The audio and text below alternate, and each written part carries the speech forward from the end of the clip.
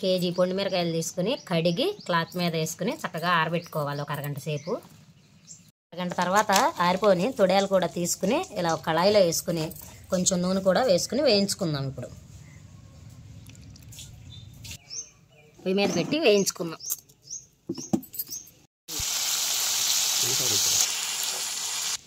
పొండిమిరకాయలు వేయించుకునేలోపు టమాటాలు కూడా కడిగి గుడ్డ మీద ఆరబెట్టుకుని ఇవి కూడా కట్ చేసుకుందాం.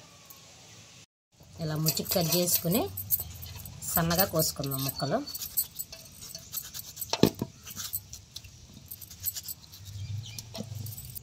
పచ్చడికి ఇలా కండగట్టిన కాయి ఎర్రగా ఉండేవి తీసుకోవాలి. టమాటాలు అయితే కోసుకున్నాం, రెడీ అయినవి. ఇప్పుడు వేయించుకుందాం వీటిని కూడా. మిరగాయలు వేయించుకుని పక్కకు పెట్టుకుందాము. అంటే నూనె పడి దోసిరి మందలు అన్నీ పోయి మేక నీళ్ళు.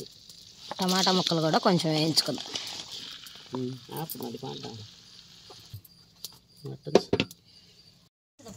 చింతపండు పెట్టు, గుజ్జు తర్వాత అయితే వేస్తుంది. చింతపండు పెట్టు. ఆ టమాటా గుజ్జులో కొంచెం పసుపు, చింతపండు కూడా వేడి మీద వేసుకుందాము, మెత్తబడుతుంది లోపు.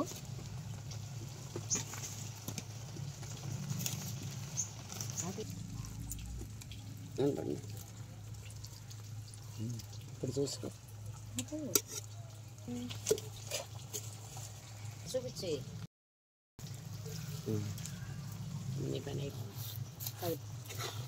అన్నీ ఒకసారి కలుపుకుందాం. మెంతులు వేయించుకుని పొడి చేసుకుందాం. ఈ వేయించుకున్న పొండిమిరకాయలు, టమాటా, చింతపండు, ఉప్పు, పసుపు మొత్తాన్ని మిక్సీ చేసుకుందాం. ఇప్పుడు దగ్గర పెట్టుకోపోయింది మేడం.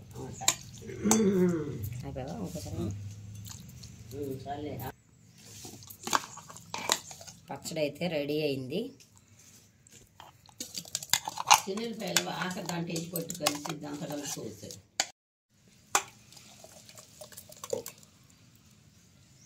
ఈ స్టేజ్లో ఉప్పు కూడా చూసుకున్నాము, కొంచెం సరిపోలేదు, ఇంకొంచెం వేసుకుందాం.